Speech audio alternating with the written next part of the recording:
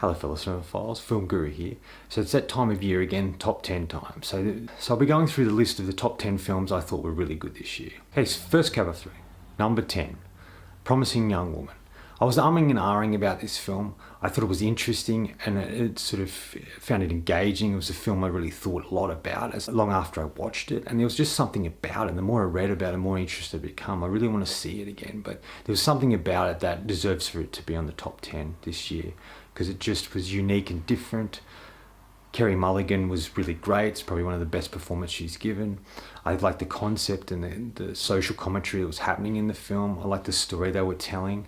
I thought it was cleverly done and interesting. It was something different, refreshing. So that's why it's on my top 10. Number 9, The Invisible Man. I think Leigh Whannell did a fantastic job with this film. I was really blown away by it.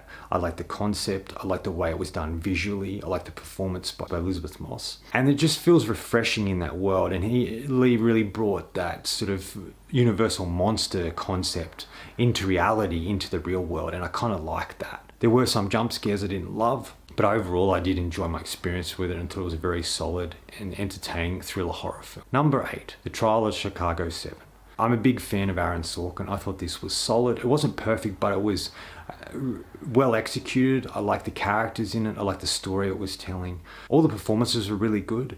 And it just felt an engagement to it. And I like these sort of courtroom dramas in a lot of ways because I like to see how the people go about what they're doing, the information that's given, the characters and what they're going through and who they are. And the fact that this is based on a true story and in history, I really liked as well. Number 7. Bill and Ted Face the Music. This was fantastic. This is the type of film we really needed this year with all the shit that's going on. And I thought this was really great. They really captured the humor. They really kept the humor and the characters going on and evolving them in all 3 films. And I thought this was a really good conclusion. And I loved the introduction of their daughters. And Samara Weaving was really great in it, as well as Keanu Reeves. And Alex Winters was such a surprise. He really owned the film and he really gave 100%. And it was the first acting he'd done in a long time. I thought it was really great. Number 6, I'm Thinking of Ending Things. I'm a fan of Charlie Kaufman. I like the ideas and the characters and the stories he creates. And I thought this was a really fascinating film. It played with age, it played with time, it played with regret. It manipulated things. There's a really great dance sequence in it, which I really loved. And there was just so much that Charlie Kaufman added to it. And it was his real first adaptation that he's done, but I really like what he did with it.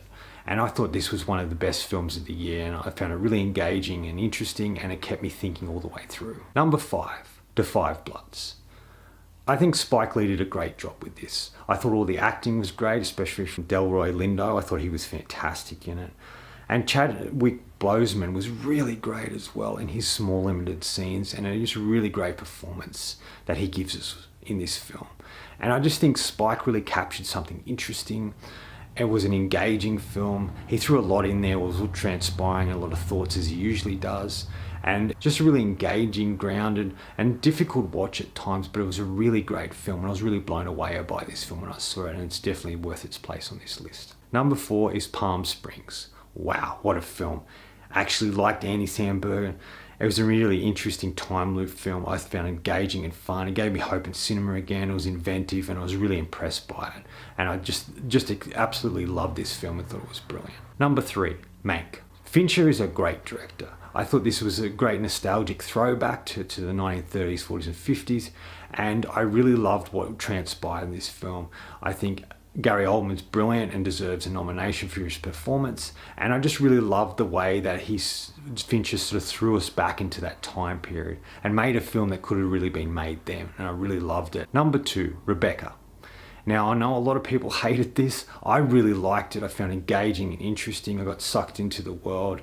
I thought it was beautifully shot. I loved the costumes and the set design. I thought the performances were good. And I actually liked Armie Hammer in this. This is not an actor I really usually like. And I just loved the way this was put together, and I was really affected by it, and I thought it was really great.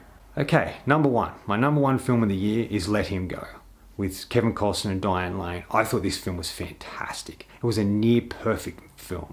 The execution of it, the characters, the story it was telling, the way it was shot, the way it made you feel, the slight violence in it, in a noir type feel. The acting was really great. Costner was fantastic, you know, playing a character didn't say much, and all the stuff he goes through in the film is quite extraordinary, and everything he would do for his wife. And Diane Lane is once again playing a really great character who's more vocal and more external than Kevin Costner's character. And they work and band together really well and bounce off each other really well. I just felt this film was so well done, so well executed. I was shocked, surprised, and thoroughly enjoyed my experience with it, and it's definitely my favourite film of the year. Anyway, that's it. That's my top 10. So some people may agree, some may not. Put in the comments below the films that you really enjoyed, or films that I didn't mention you thought I should maybe look at or have put on the list. Anyway, that's all from me today. Thanks for watching. I hope you enjoyed this video, and if you did, please hit subscribe down the bottom and follow me on Facebook. Otherwise, until next time, enjoy the movies.